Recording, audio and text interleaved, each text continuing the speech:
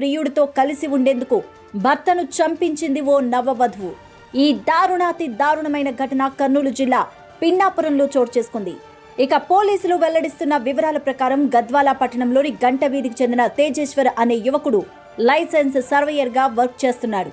ఈ నెల 17 తేదీ నుంచి తేజేశ్వర్ కనిపించలేదు. కుటుంబమంతా తేజేశ్వర్ కోసం గాలిస్తూ ఉండగా కర్నూలు జిల్లా పిన్నాపురం సమీపంలోని గ్రామ శివార్లో దారుణ హత్యకు గురైనట్టు పోలీసులు గుర్తించారు.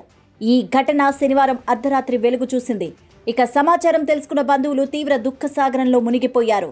కాళ్ల పారాణి ఆరకముందే తమ కొడుకు విగత జీవిగా పడి ఉండడంతో ఆ తల్లిదండ్రులు కన్నీరు మున్నీరుగా విలపిస్తున్నారు. మృతదేహాన్ని పోస్టుమార్టం నిమిత్తం కర్నూలు ప్రభుత్వ ఆసుపత్రికి తరలించారు. తేజేశ్వర్ మే 18వ తేదీన కర్నూలు జిల్లాకు చెందిన ఐశ్వర్య అనే యువతితో వివాహం చేసుకున్నారు.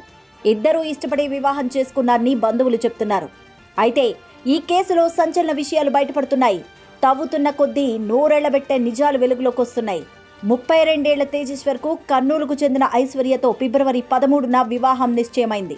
కానీ పెళ్లికి కేవలం 5 రోజుల ముందు ఐశ్వర్య అనూహ్యంగా కనిపించకుండా పోయింది.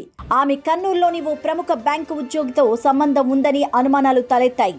అయితే ఫిబ్రవరి 16న తిరిగి ఇంటికి వచ్చిన ఐశ్వర్య తేజేశ్వర్ను ఫోన్లో నమ్మించి ప్రేమగా ప్రవర్తిస్తూ కట్నం ఇవ్వలేక ఇబ్బంది పడుతుంటే బంధువుల ఇంటికి వెళ్లిపోయాన్ని, కుటుంబ సమస్యల వల్లే వెళ్లాన్ని చెప్పింది. దీంతో తేజేశ్వర్ ఐశ్వర్య చెప్పే కహానీలన్నీ నమ్మేశాడు. మే 18న ఆమెను పెళ్లి చేసుకున్నాడు. పెళ్లైన వెంటనే ఐశ్వర్య భర్తను పట్టించుకోకుండా తన ఫోన్లో గంటల తరబడి మాట్లాడుతూ ఉండడంతో మనస్పర్ధలు మొదలయ్యాయి.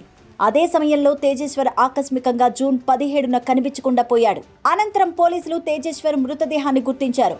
పోలీసుల వివరాల ప్రకారం ఐశ్వర్య తల్లి సుజాత కర్నూలులోని ఓ బ్యాంకులో స్వీపర్ గా చేస్తోంది. ఆమెకు బ్యాంకులోని ఓ ఉద్యోగికి వివాహేతర సంబంధం ఉండగా అదే ఉద్యోగి క్రమంగా ఐశ్వర్యతోనూ సంబంధం పెట్టుకున్నాడు.